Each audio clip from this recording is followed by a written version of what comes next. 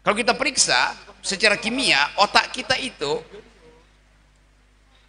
dipicu oleh faktor luar, lalu diproses secara kimia itu. Gampang. Itu yang disebut kreativitas. Jadi sekali lagi, lakukan sesuatu supaya suara kita itu diketahui oleh publik.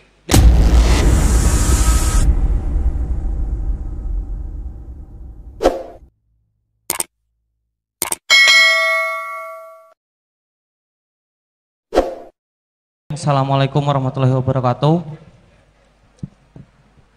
Mungkin sebelum saya mulai, Bung, untuk sedikit menghuningkan cipta untuk pejuang kebenaran dari Bojonegoro, yaitu Tirto Adi Suryo. Menghuningkan cipta dimulai.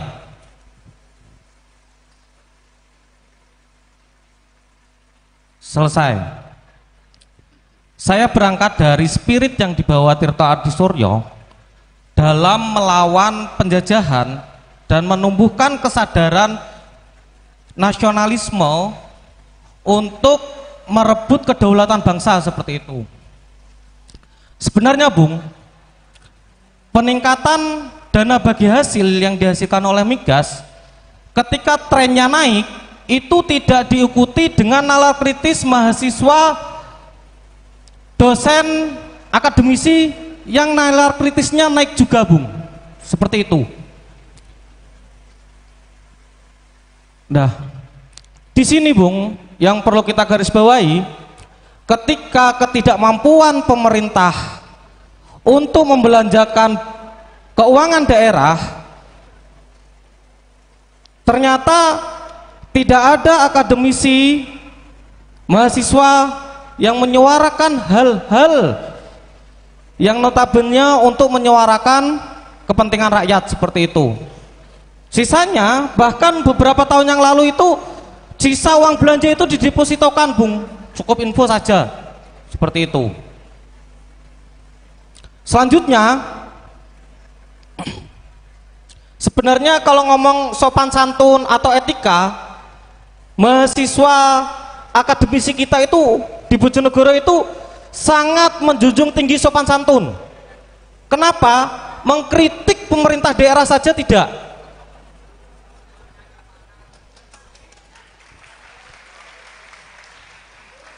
Apalagi mengkritik kelasnya Pak Prabowo. Oh, sangat tidak mungkin. Seperti itu, Bung. Soalnya mau tidak mau penjajahan gaya baru hari ini bentuknya investasi, Bung. Kita masyarakat Bojonegoro menjadi korban investasi yang dilakukan oleh orang-orang Jakarta. Satu, ada Exxon. Ini mau berdiri Danone, pabrik aqua yang akan menguras air bersih ketika musim kemarau. Beberapa daerah masih membutuhkan. Terima kasih, Bung Diki, waktunya. Sekian dari saya. Wallahu muwaffiq ila aqwamit thoriq. Enggak konflik, enggak asik. Wassalamualaikum warahmatullahi wabarakatuh. Waalaikumsalam warahmatullahi wabarakatuh. Oke, yang kedua tadi wanita ya.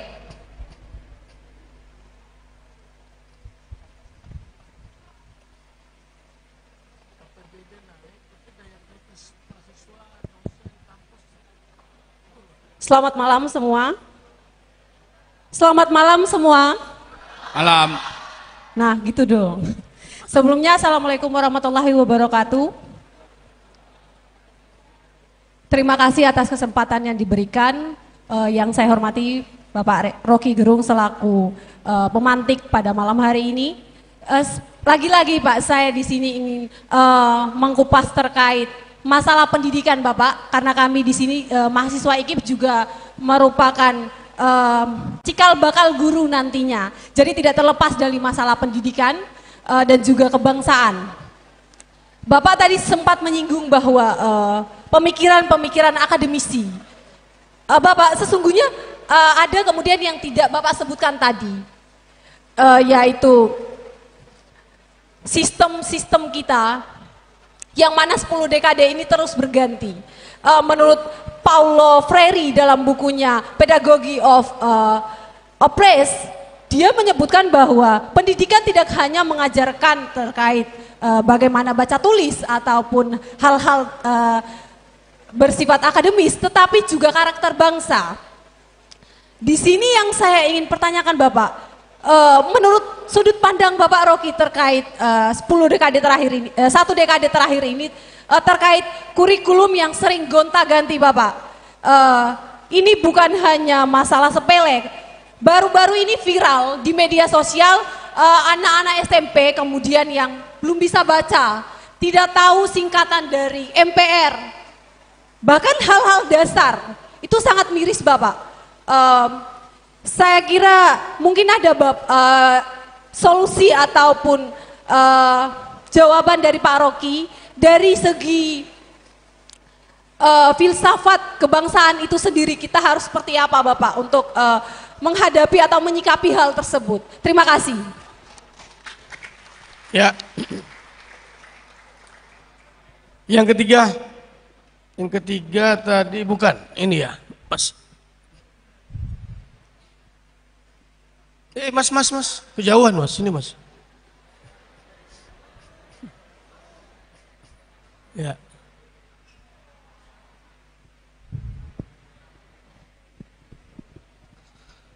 Ini Pak.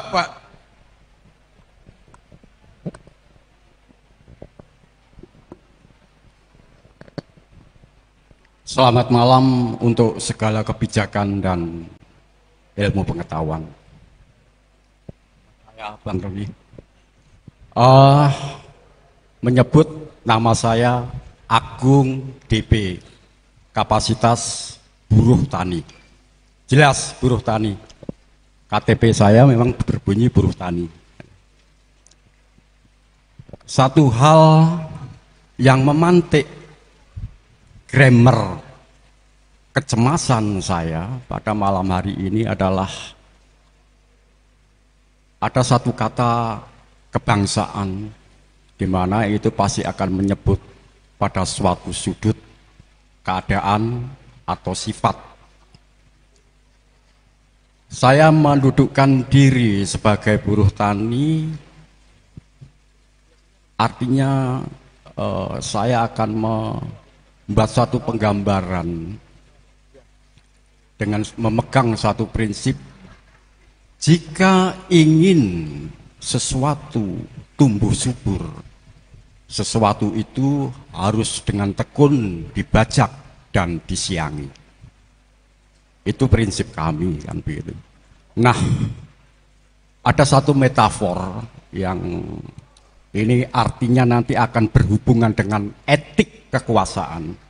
Saya sebagai buruh tani mengenal betul hari-hari kami harus menaruh harapan sekaligus kecemasan, di mana kami harus memulai menanam dan mengharapkan panen tiba. Tetapi di kanan kiri kami begitu banyak kupu-kupu terbang. Mungkin saja bagi orang akan melihatnya bahwa kupu-kupu adalah sesuatu yang indah. Tetapi bagi kami mengenal betul bahwa kupu-kupu ini akan hinggap pada daun-daun kami dan akan menggugurkan daun-daun itu setelah dia bertelur di situ dan meninggalkan ulat-ulat. Dan itu akan terus berulang-ulang menggagalkan panen kami. Dan harapan ini, kupu-kupu ini yang kami sebut selama ini adalah pemerintah. Kami tidak punya kekuatan untuk melawan itu. Kami berada pada satu kutukan kedunguan tentang kupu-kupu. Suatu ketika saya ingin membaca satu karya sastra lama di mana ditulis oleh James M. Cain tahun 1947 dengan judul The Butterfly. Ada perkawinan incest di sana, berlatar belakang pertanian. Saya memaknainya sama. Ada pergulatan yang luar biasa bagi kami pemilih tanah sah kami ini, yang setiap hari hasil panen kami ketika kami panen dipamerkan dalam satu statistik, wah ini keberhasilan pemerintah. Tetapi ketika kami tidak mendapatkan pupuk, ketika kami gagal panen, kemana pemerintah hadir? Dan itu akan terus berulang-ulang di tanah kami. Itu berulang-ulang di negara kami. Bang Rocky, saya selalu setia duduk di sebelah kiri atau berdiri sebelah kiri. Karena dengan begitu saya memiliki sikap yang tegas. Bahwa ketika ada pemerintah, di sini kami rakyat. Satu hal yang sebenarnya sekaligus ingin supaya malam ini menjadi malam yang bernas seperti padi yang kami harapkan selalu panen. Ajarkan kepada kami ini untuk lebih berani. Ajarkan kepada kami untuk mendapatkan tuah.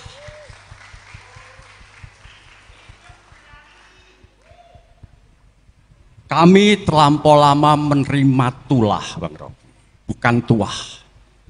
Asimat kami selama ini, mungkin kami terlampau lama diberi dongeng bahwa kami harus patuh kepada satu nilai, di mana diceritakan tentang Lingga dan Yoni, simbol Dewa Siwa dan Dewi Umani. Ada satu persetubuhan antara negara dengan rakyatnya atau pemerintah dengan rakyatnya. Sama seperti Dewa Siwa atau Dewi Umami atau Umayi. Sama seperti cerita di Butterfly. Semuanya adalah yang menindih kami. Di pilkada ini pun kami ingin mendapatkan sesuatu itu agar kami bisa melawan. Hari ini kami tidak melawan. Hari ini kita berada dalam satu kutukan. Sama sekali tidak ada perlawanan. Ketika kuku-kuku kekuasaan itu hadir pada kami, justru kami berkelahi sendiri dengan kawan-kawan kami. Luar biasa Pak Agung. Luar biasa, terima kasih. Apa yang Anda sampaikan luar biasa. Ya, nanti biar ditanggapi oleh Bang Rocky. Bagaimana memberikan semangat keberanian jenengan untuk bisa menegakkan kebenaran soal itu, ya. Iya, dan sekali lagi kami hadir untuk mendapatkan satu gambaran supaya kami tidak hanya menjadi satu wilayah yang disebut klientelisme, bahwa kami berada dalam satu kutukan yang disebut kutukan BLT. Terima kasih, selamat malam. Iya, luar biasa. Terima kasih Pak. Itu sangat menginspirasi kita semua, luar biasa. Oke Prof, dimulai dari tadi. Saya yang pertanyaan pertama ada lapisan di dalam batin manusia yang tidak bisa ditembus oleh akal. Tetapi dia selalu menghidupkan harapan itu. Anda bisa bedakan antara gimana? Kedengaran nggak? Kedengaran semua ya? Kedengaran? Dapat ya? Oke. Kan ada kepala, di dalamnya ada otak, ada brain. Aktivitas otak itu menghasilkan pikiran yang kita sebut mind. Kalau kita periksa secara kimia, otak kita itu dipicu oleh faktor luar, lalu diproses secara kimia itu. Ada lompatan listrik di situ. Lalu dia berproses menimbulkan pikiran.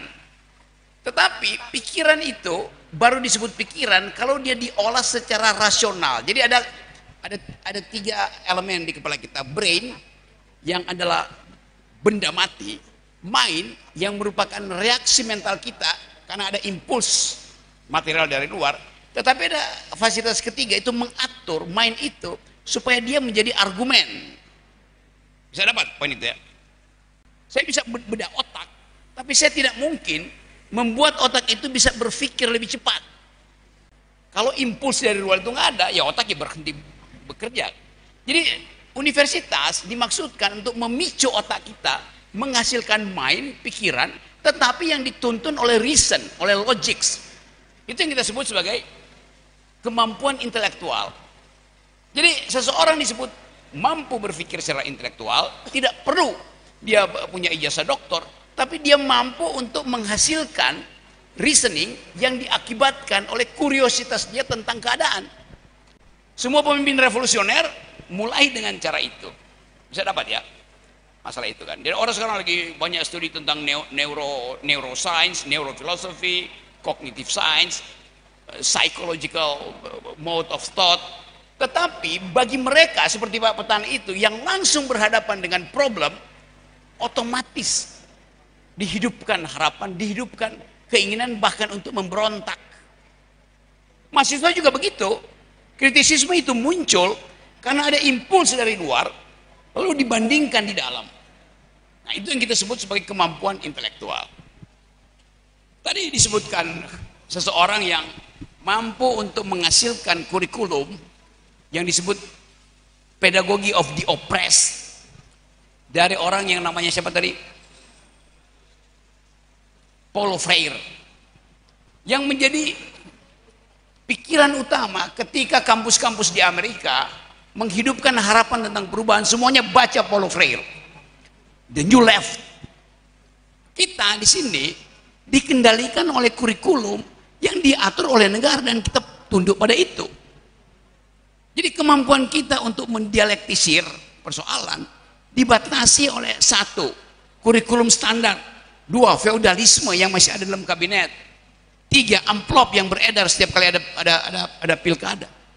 Nah, ini tiga penyakit yang menyebabkan kita tidak bisa berpikir utuh. Kita mengeluhkan keadaan, kita menginginkan perubahan, tetapi organisasi untuk menghasilkan itu, BEM dikendalikan, partai politik dikendalikan, LSM dibujuk pakai amplop. Jadi kita kenali masalah itu. Itu pentingnya organisasi. Itu pentingnya kemampuan untuk setiap saat kita evaluasi gerakan kita sampai di mana, posisi kita dalam upaya melakukan perubahan diganggu oleh kawan seiring kita. Ya biarin aja kan. Buat apa? Kan jadi sekali Anda mendalilkan perubahan, Anda tempuh itu. Jadi kalau masih berkeluh kesah, ya udah itu yang kita sebut kondisi risiko yang mudah kita hitung seharusnya itu. Jadi saya lebih percaya bahwa tanah itu diberikan oleh alam bagi mereka yang mengolahnya tuh. Tanah tidak diberikan hanya untuk disertifikat. Itu artinya setiap sertifikasi menyebabkan tanah itu punya nilai ekonomis. Satu waktu saya alami hal yang sama. Tanah saya punya kebun, saya bikin rumah di atas bukit. Lalu datang investor, saya digusur. Karena dianggap tanah saya itu statusnya garapan, sementara dia statusnya hak milik. Lalu saya bertengkar di situ. Dia bilang hak saya lebih tinggi, hak milik. Pak Rocky harusnya naikkan statusnya jadi hak milik. Saya bilang saya hanya mau menggarap, saya nggak mau memiliki.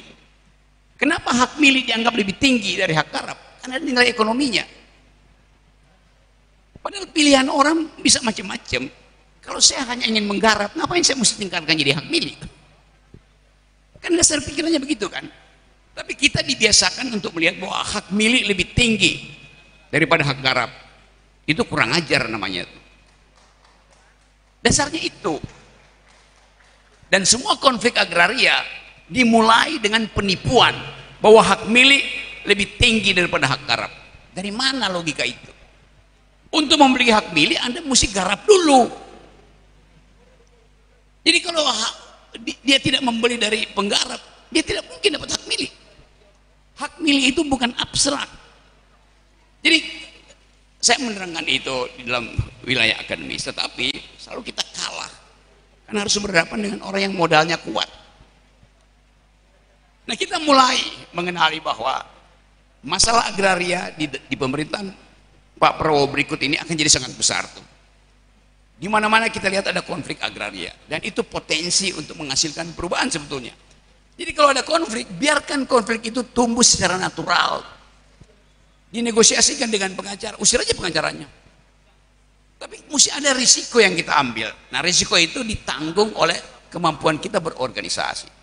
Hanya organisasi yang memungkinkan kita bertumbuh secara berkualitas di dalam perjuangan ideologis. Nggak ada cara lain. Jadi sekali lagi, semua yang kita dibicarakan tadi itu saya pahami sebagai kegelisahan kita. Sekarang pertanyaannya, kemana kegelisahan itu hendak disalurkan? Harusnya pada partai politik yang beroposisi. Tapi kelihatannya nggak ada yang beroposisi. Nasdem mengambil jalan tidak masuk di kabinet. Saya pikir dia beroposisi. Ternyata, kata Pak Surya Paloh, kami tidak ada di dalam kabinet, tapi kami mendukung sepenuhnya pemerintahan baru. Bagaimana logikanya coba? Tidak ada di kabinet, harusnya beroposisi bukan mendukung. Jadi dari situ kita lihat bagaimana mental yang kita sebut leader akhirnya berubah jadi dealer. Itu dasarnya. Nah, hal semacam ini yang ingin kita kembalikan, bahwa filsafat kebangsaan hendak menertibkan kembali pikiran bahwa berbangsa itu dasarnya karena ada perbedaan. Mengapa kita sebut satu bangsa? Karena kita berbeda suku, maka diperlukan persatuan. Jadi ide persatuan itu hanya boleh dihasilkan selama kita menghargai ide perbedaan. Karena kita berbeda-beda, maka diperlukan persatuan. Tapi pemimpin mengatakan demi persatuan tidak boleh ada perbedaan. Ini bahayanya. Jadi sekali lagi kita belajar di sini untuk mendalilkan sesuatu. Bahwa dalil itu akhirnya harus kita perjuangkan di jalan, itu namanya demonstrasi. Dan mahasiswa berhak untuk mengucapkan dalilnya di luar mimbar akademis, yaitu di jalan. Poster, spanduk, demonstrasi. Kan itu mesti kita biasakan. Sebab kalau kita berhenti melakukan itu, semua hal akan kembali pada keinginan birokrasi itu. Bukan saya mendorong Anda berdemonstrasi, saya disebut provokator, tetapi itu memang hak untuk menghasilkan, untuk menggedor, wake up call. Jadi saya kasih ilustrasi, misalnya kan ini banyak baliho tentang pilkada kan. Kalau Anda nggak suka, Anda berhak untuk memutar baliho itu. Kan di belakangnya kosong kan. Tulis saja di situ, kami tidak setuju dengan pembagian kekayaan yang hanya menyebabkan kondisi kemakmuran Bojonegoro itu dihisap ke pusat. Tinggal diputar begini balihonya. Tulis saja. Apakah itu merusak kota? Tidak, karena kita memakai baliho yang resmi dari si calon. Gampang. Itu yang disebut kreativitas. Jadi sekali lagi, lakukan sesuatu supaya suara kita itu diketahui oleh publik dan diketahui oleh sosial media supaya viral. Ya.